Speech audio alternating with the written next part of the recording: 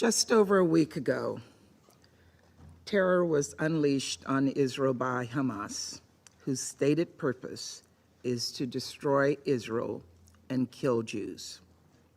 This was the worst massacre of Jewish people since the Holocaust.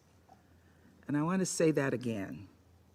This was the worst massacre of Jewish people since the Holocaust.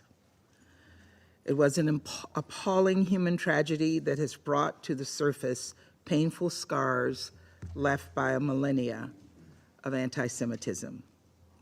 Hamas terrorists slaughtered more than 1,000 civilians, including American citizens, entire families, children, babies, and the elderly.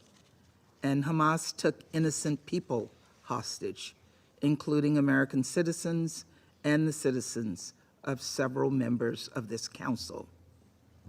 The brutality of Hamas brings to mind the most heinous atrocities committed by ISIS, and Hamas's actions have led to the dire humanitarian crisis facing the people of Gaza. Civilians should not have to suffer for Hamas's atrocities, and this council and the entire international community has a responsibility to help address this humanitarian crisis, unequivocally condemn Hamas, and reaffirm Israel's inherent right to self-defense under the UN Charter. Unfortunately, Russia's resolution presented today does not meet all of these responsibilities. Russia's resolution, put forward without any consultations, make no mention of Hamas, none. By failing to condemn Hamas, Russia is giving cover to a terrorist group that brutalizes innocent civilians. It is outrageous, it is hypocritical, and it is indefensible. Colleagues, the United States could not support Russia's resolution, which, in ignoring Hamas's terrorism, dishonors victims. We agree that this council should take action, but we have to get it right, and will work intensively with all members on the council to do so. Colleagues, the vast majority of families in Gaza are suffering through no fault of their own. As I've said, Hamas set the humanitarian crisis in Gaza in motion, and we cannot allow this council to unfairly shift the blame to Israel and excuse Hamas for its decades of cruelty, period. As we speak, Secretary Blinken and the White House are engaged in intensive discussions with the highest levels of the Israeli government and other countries in the region to secure the immediate and unconditional release of hostages and facilitate humanitarian access and relief.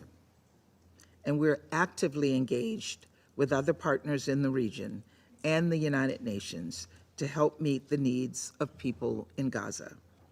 It is critical that civilians have access to essential food, water, medicine, and shelter. Let me repeat, it is critical. We have called on countries in the region to allow and facilitate full, safe, and unhindered humanitarian access in Gaza, in line with the principles of humanity, impartiality, neutrality, and independence. The United States is proud to be the largest international humanitarian donor to the Palestinian people.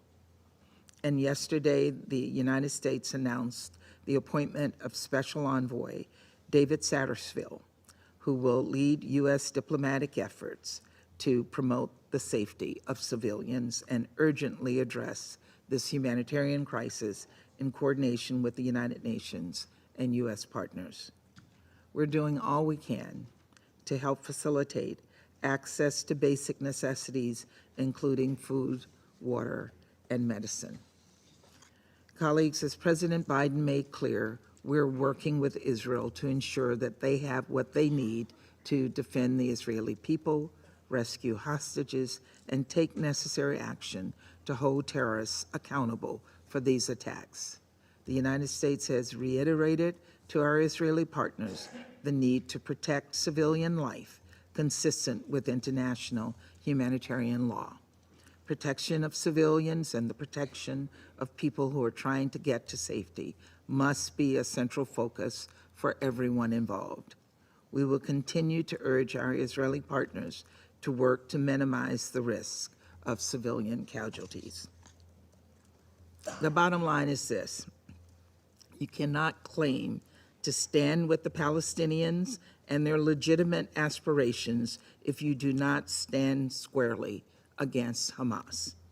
Hamas does not stand for the Palestinian people's rights to dignity and self-determination. The path of terror that Hamas is engaged on has not improved the life of a single person, nor done anything to advance peace and stability. On the contrary, all Hamas has ever brought to the Palestinian people in the region is misery, chaos, and destruction. Colleagues, over the coming days and weeks and months, let us work together to prevent the conflict from spreading and addressing this humanitarian crisis. And let us work together to hold Hamas accountable for its terrorist acts against Israel and for standing in the way of the peace and stability that Israelis and Palestinians alike deserve. Thank you, Mr. President.